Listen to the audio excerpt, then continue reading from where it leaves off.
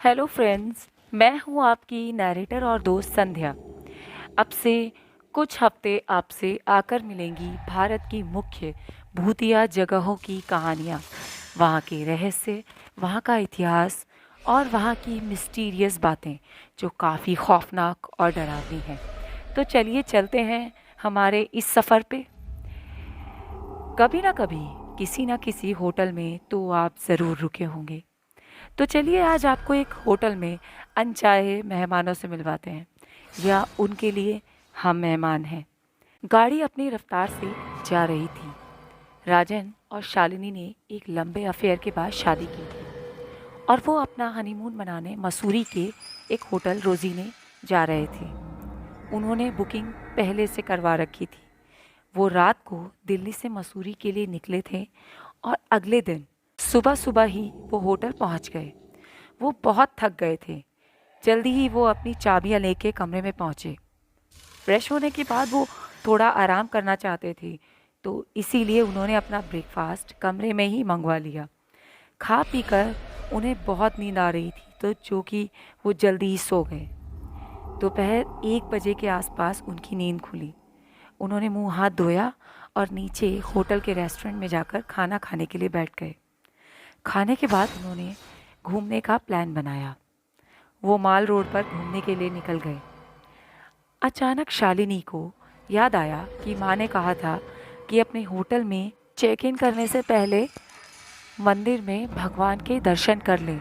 इससे हमारे ऊपर कोई भी ऐसी अला बला नहीं रहेगी। उन्होंने मसूरी के पहाड़ों में एक नाग मंदिर के बारे में सुना था।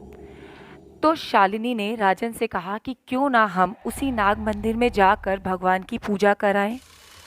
राजन ने शालिनी से कहा कि अभी बहुत देर हो चुकी है, क्यों ना मंदिर हम कल चलें।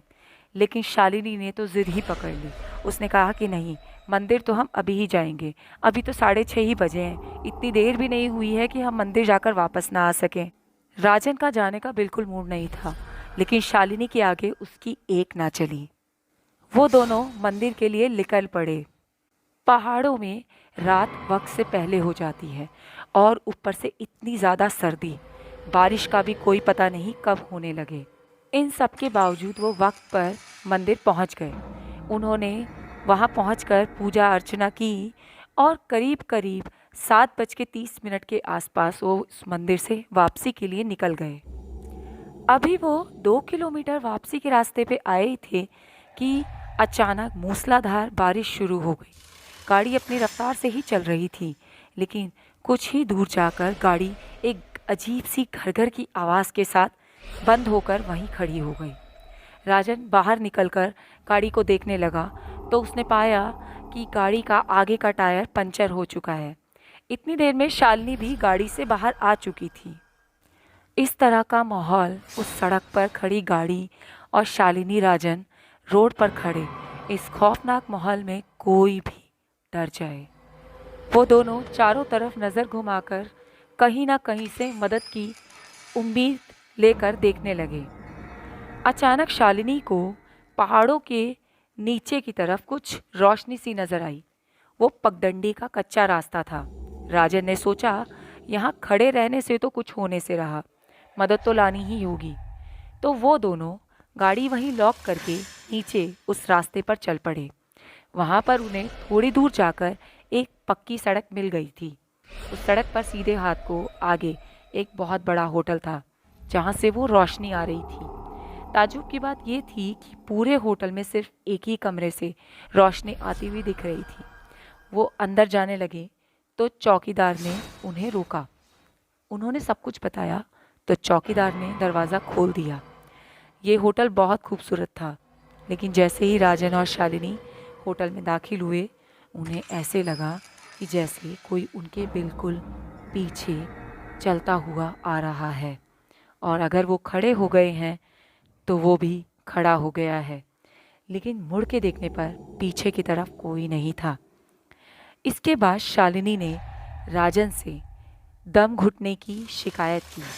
उसे ऐसा लग रहा था कि मानो दो हाथ बड़े ज़ोरदार तरीके से उसका गला दबा रहे हों। राजन आसपास नज़र दौड़ाने लगा कि कहीं से वो पानी लेकर आ सके, एक टेबल पर दूर जग रखा हुआ था। वो पानी की तरफ दौड़ा। जब तक वो वापस पानी लेकर आया, वहाँ पर शालिनी नहीं थी।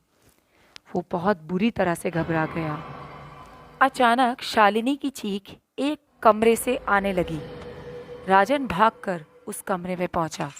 वहाँ पर एक खिड़की जो कमरे के बाहर खुलती थी। शालिनी उसके बिल्कुल पास में स्टूल लगाकर उस स्टूल पर खड़ी थी।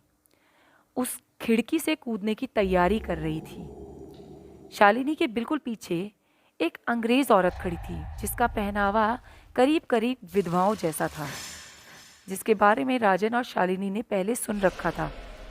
वो शालिनी को बचाने के लिए आगे की तरफ दौड़ने के लिए हुआ, लेकिन उसके पैर मानो जमीन से चिपक गए हों। रूम के दरवाजे से वही चौकीदार अंदर आ रहा था, जो उन्हें होटल के मेन गेट पर मिला था। उसकी आंखें बाहर निकलकर लटक रही थी।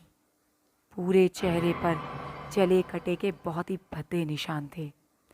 अचानक उसकी गर्दन अपने आप कटकर बाईं ओर गिर गई। अब वो राजन की तरफ और तेजी से बढ़ने लगा। अचानक राजन को पंडित जी के दिए हुए तावीज़ की याद आई। उसने अपनी जेब से वो तावीज़ निकालकर उस सर कटे भूत के सामने हवा में लहरा दिया।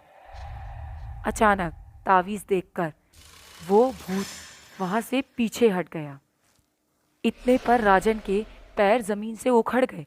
वो शालिनी की तरफ दौड़ा और शालिनी के हाथ में अपना हाथ देकर उसे पीछे की तरफ खींच लिया। जैसे ही उसने शालिनी को पीछे की ओर गिराया, शालिनी की बेहोशी टूटी। वो सब समझ चुकी थी। वो दोनों तेज़ी से रूम के दरवाजे की तरफ भागे और होटल से दौड़ते हुए तेज़ी से बाहर निकल गए। बहुत दूर जाकर शालिनी ने होटल की तरफ पलट कर देखा तो वहाँ मेन गेट पर वो विडो औरत और चौकीदार दोनों खड़े शालिनी और राजन को ही देखकर मुस्कुरा रहे थे। थैंक यू फ्रेंड्स, मुझे सुनने के लिए। अगर आपको मेरी ये कहानी अच्छी लगे और आपको मेरा एफ़र्ट पसंद आए तो प्लीज़ मेरे चैनल को लाइक, शेयर और कमेंट से भर दें। सब्सक्राइब भी ज़रूर करें।